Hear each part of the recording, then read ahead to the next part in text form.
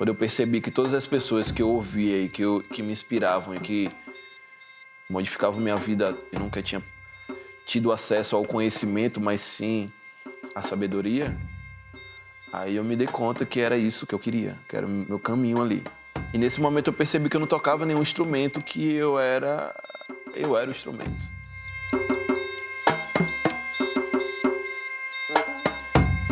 Eu tive a sorte de caminhar por contextos muito diversos. Minha mãe é branca, teóloga, e morava em bairros mais periféricos, mais afastados e tal. Eu não era negro ali, eu era entendido como branco.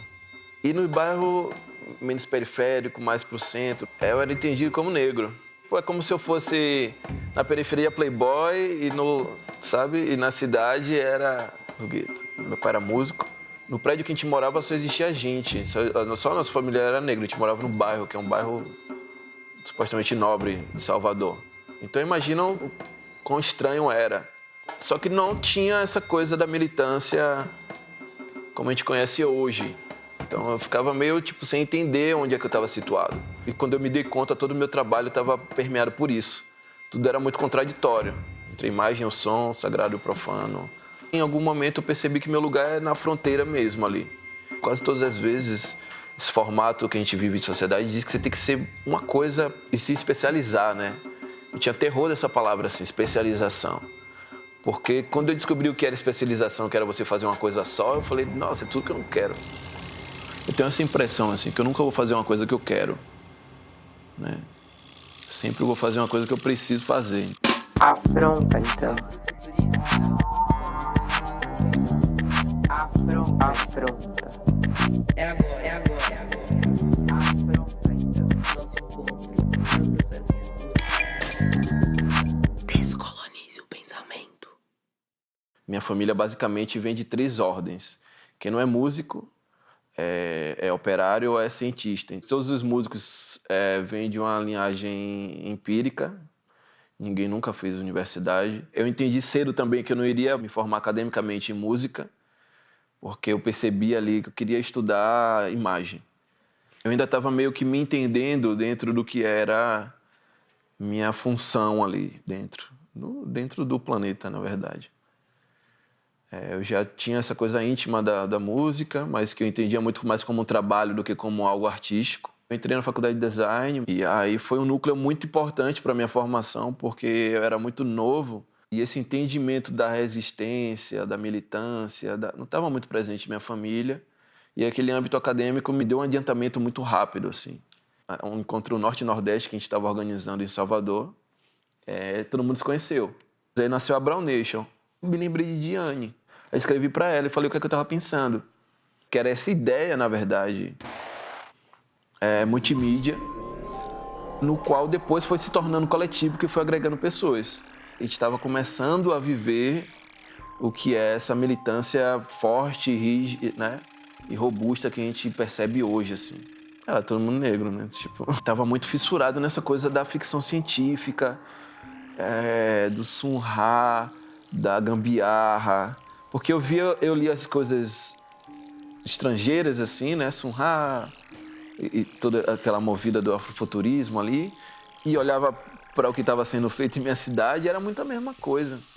Eu comecei a entender, enxergar ali laços muito parecidos de muitas das linguagens convergindo mesmo. Eu falei, nossa, é isso. Todos os nossos projetos estavam direcionados a cada vez mais ligar Salvador, a Bahia, ao resto do mundo e, consecutivamente, o resto do mundo a Salvador e a Bahia. E como transfigurar isso imageticamente, em símbolos e signos nossos. Novos símbolos para Salvador que não fossem o capoeirista, a baiana, o berimbau. Óbvio que hackeando esses, mas propondo sempre novos signos. Então a gente começou a desenvolver diversas analogias. Quando a gente percebeu, a gente estava construindo uma ficção científica. E muito ligado à cidade, porque a matriz de informação de tudo, de informação e de formação de tudo, era Salvador, que é uma cidade que vive a dicotomia em todos os sentidos, né?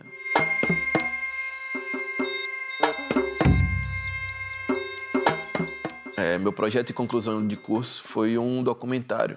Era basicamente de uma inquietude nossa de falar sobre um ritmo de lá, um ritmo periférico de Salvador, chamado pagode, que a gente chama de pagodão. Tocava nos bairros, nos bairros que eu morava com minha mãe. Pagodão, Racionais MC e Facção Central, era só isso.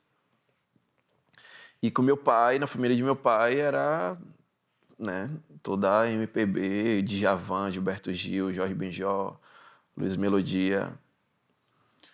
E não era bem recebida essa coisa do pagode, assim. E me interessava muito porque me interessa saber das coisas que as pessoas meio que jogam para longe, assim. E eu comecei a me aproximar, assim. Quando eu comecei a enxergar pelo viés da música, eu percebi que tinha uma parada muito enorme ali acontecendo. Um universo, um multicosmo ali muito potente de coisas, de tanto criativas como laços emocionais, que surgiu ali em meio a isso, a semente que culminou no que eu faço hoje, que era todas as entrevistas, né? Quando eu estava no lugar do entrevistador, eu sempre tentava ali, pô, cara, por que não, né? Nunca tem mulher, cara, tantas coisas para se falar, vamos tentar diversificar os temas e tal. Só que eu nunca era tão bem recebida assim, essas ideias, porque é um contexto de mercado, né? Onde as coisas estão muito consolidadas ali, as formas que são feitas as coisas e como devem ser feitas as coisas. Então, chegou um momento ali que eu falei, cara, sabe de onde ninguém ninguém tá prestando atenção, vou fazer essa parada. Aí comecei a produzir, e aí foi que a música voltou mais forte assim, para minha vida. Fui convidado por Gianni Lima para fazer uma reinterpretação ou um entendimento do que seria o África Deus de Naná Vasconcelos num evento chamado Afrotranscendência, que aconteceu em São Paulo. E apesar de não ter tanto contato com a obra de Naná, eu percebia de longe a grandiosidade do que era isso. Dentro da linguagem eletrônica tem essa coisa, né, do sample, do remix, da revisitação da obra e da ressignificação daquele material. E a primeira ideia que eu tive, minha condição, foi de que eu não tocaria em nada que já tivesse feito, que já existisse, porque é um material que as pessoas ainda nem tiveram acesso, né? Então, não fazia sentido nenhum eu modificar aquilo. E também pelo vigor e era algo sagrado, ponto. Então, eu entendi que aquilo estava chegando para minha vida para eu produzir por outras instâncias. Seria sobre eu estudar como Naná chegou até aquilo, porque entender como Naná chegou até ali me faria entender como chegar até o meu trabalho. Comecei a exercitar essa coisa do não controle, do não pensamento. E foi basicamente isso, assim, um projeto extremamente empírico, no qual até o dia da apresentação eu não sabia em certo o que eu iria fazer. E isso me destravou de uma maneira sem volta, assim. E foi um momento muito especial, que terminou todo mundo muito tocado por aquilo ali. E esse disco não foi lançado no Brasil, porque o Brasil vivia um momento exponencial da militância negra e foi entendido pelas gravadoras e por quem comandava essa atmosfera nessa época que não seria bom para os planos, né? Seria perigoso. E depois, entendendo e estudando o disco, eu entendi por que de fato não foi lançado. Porque é um disco que quando você termina o disco, você tem uma imagem muito clara e uma certeza muito presente de que você pode fazer tudo o que você quiser. Então, naquele momento, eu entendi que eu estava liberto para fazer o que eu quisesse e que mais pessoas precisavam estar libertas para fazer o que acreditassem, né? Hoje eu integro o Baiana System, um coletivo bem potente, assim, de diversas pessoas com diversas influências, onde eu dou minha pequena contribuição ali para isso, conseguindo essas reverberações para além da Bahia, além de Salvador, né, para o Brasil. Mas tem aquela origem ali daquela música de rua de Salvador muito genuína ali, que era uma coisa voltada mais sobre o entendimento da festa de largo, da multidão, da simbiose ali de elementos, né, de matriz e contemporâneos, digital e orgânico, vem dessas experimentações ali. Foi meio que dar certo aquele primeiro plano lá de fazer Salvador entrar no circuito da música.